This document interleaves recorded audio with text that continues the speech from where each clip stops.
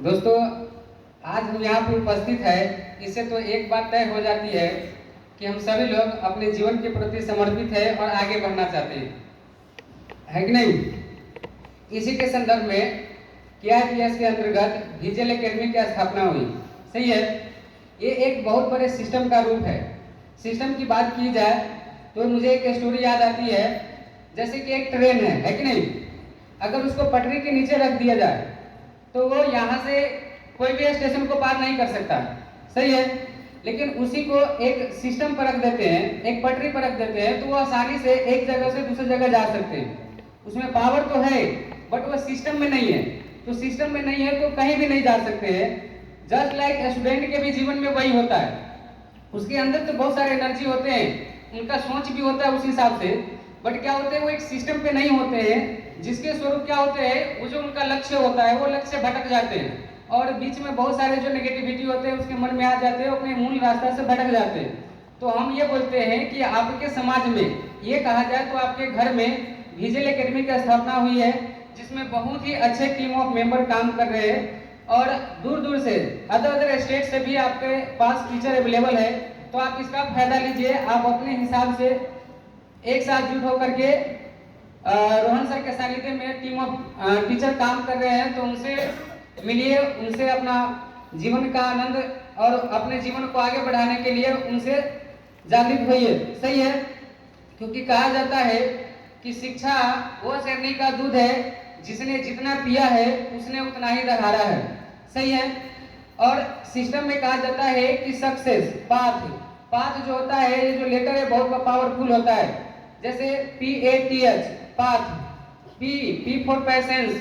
हम लोग क्या करते हैं, किसी गोल को तरफ तो जाते तो है बट धैर्य नहीं रखते हैं, पैसेंस नहीं रखते हैं, है कि नहीं। अगर एक लेडीज को माँ बनना होता है तो उसको भी 9 मंथ पैसेंस रखना पड़ता है। सही है, लेकिन हम लोग का क्या होता है, 2 साल का टाइम मिलता है, 10+2 क्रैक करते हैं, उसके बाद क्या करते हो कि उसको JEE और नीट की तरफ जाते हैं तो वहाँ पे अपने पैसेंस को खो देते हैं। मेरा मानना यह है कि अगर एक बच्चे को जन्म देते हैं तो एक हड्डी टूटता है तो कितना दर्द होता है, वो 52 हड्डी टूटता है, उतना दर्द को फील करके तब जाकर के एक माँ वर्ड उसके साथ जुड़ता है। सही है, तो ये बहुत पावरफुल है पैसेंस। अगर हम पैसेंस रखते हैं तो किसी भी क्षेत्र में आगे जा सकते हैं। उसके बाद दूसरा लेटर आता है A फॉर होता है एटीट्यूड। एटीट्यूड का मतलब क्या होता है, नजरिया। हम अपने नजरिए को कैसा बनाए हैं, अगर हमारे सामने जिस प्रकार का गोल है उस प्रकार से नजरिया फिक्स करना पड़ेगा, तभी जाकर के हम उसको निकाल सकते हैं, फाइंड आउट कर सकते हैं। सही है, उसके बाद होता है T का मतलब होता है टीचेबिलिटी। टीचेबिलिटी का मतलब होता है हम लोग क्या करते हैं, कोई भी चीज को सिर्फ सीख लेते हैं, उनको सिखाने की प्रवृत्ति नहीं रखते, तो क्या होता है जल्दी भूल जाते हैं। तो हम लोग टीचेबिलिटी का पर्सन को अपने साथ अटैच करके रखेंगे, सीखेंगे और सिखाएंगे, तो ही जीवन में आगे बढ़ सकते हैं। ये बहुत बड़ा सक्सेस का मंत्र होता है, सीखना और सिखाना। सही है, उसके बाद होता है ऑनेस्टी। ऑनेस्टी हर पर्सन पे लागू होता है, खास करके स्टूडेंट और टीचर के बीच का जो कॉम्बिनेशन होता है।